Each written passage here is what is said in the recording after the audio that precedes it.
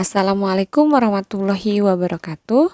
Bertemu kembali dengan saya Armela Indriani, calon guru penggerak angkatan 3 dari Kota Bontang.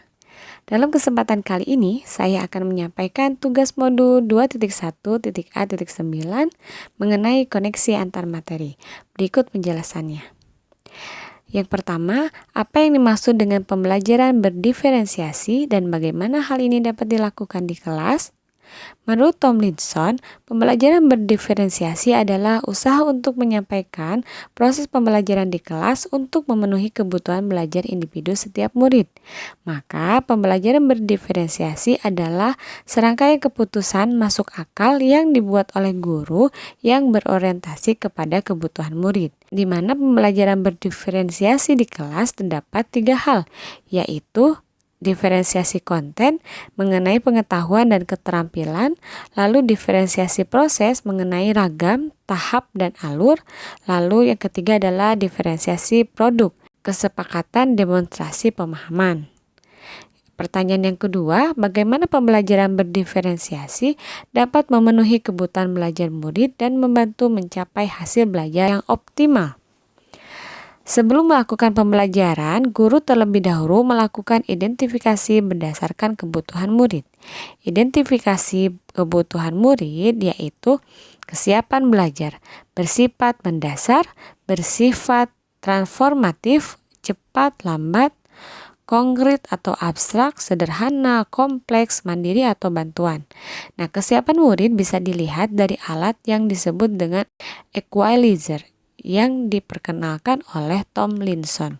Lalu kemudian kita juga bisa melihat minat murid. Minat merupakan suatu keadaan mental yang dihasilkan dari respon terarah kepada suatu situasi atau objek tertentu yang menyenangkan dan memberikan kepuasan diri. Kita juga bisa melihat minat murid berdasarkan 4 hal, yaitu kecocokan antara sekolah dan kecintaan mereka sendiri untuk belajar. Lalu koneksikan, mendemonstrasikan terhubungan antara semua pelajaran. Lalu jembatani, yaitu menjembatani untuk mempelajari ide atau keterampilan yang kurang dikenal atau baru mereka kenal. Lalu motivasi, yaitu meningkatkan motivasi murid untuk belajar. Yang ketiga adalah profil belajar murid. Profil belajar murid yaitu pendekatan yang disukai siswa untuk belajar seperti gaya belajar, kecerdasan, latar belakang. Faktor yang mempengaruhi pembelajaran seseorang yaitu lingkungan belajar, misalnya keterkaitan dengan suhu ruangan, tingkat kebisingannya, lalu jumlah cahayanya, apakah lingkungan belajarnya terstruktur atau tidak terstruktur, dan sebagainya. Nah, contohnya mungkin ada anak yang tidak dapat belajar di ruangan yang terlalu dingin, atau terlalu berisik, atau terlalu terang, dan sebagainya. Ada juga yang mempengaruhi yaitu pengaruh budaya, biasanya santai, ada yang terstruktur, ada yang pendiam, ada yang ekspresif, ada yang personal, impersonal, lalu ada juga gaya belajar. Nah, gaya belajar itu adalah bagaimana murid memilih, memperoleh, lalu memproses dan mengaitkan informasi baru. Contohnya gaya belajarnya visual.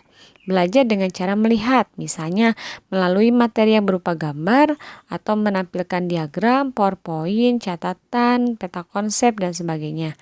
Ada juga yang belajar dengan gaya belajar auditori, yaitu belajar dengan mendengar, misalnya mendengarkan penjelasan guru, membaca dengan keras, mendengarkan pendapat saat diskusi, ataupun mendengarkan musik.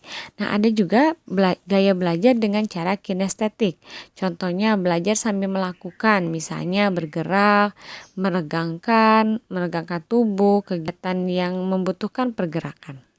Nah, ada juga yang mempengaruhi itu adalah kecerdasan majemuk, multiple intelligence, yaitu biasanya visual, spasial, musikal, lalu kinestetik, interpersonal, ekstrapersonal, verbal, linguistik, naturalis, logis, dan matematika.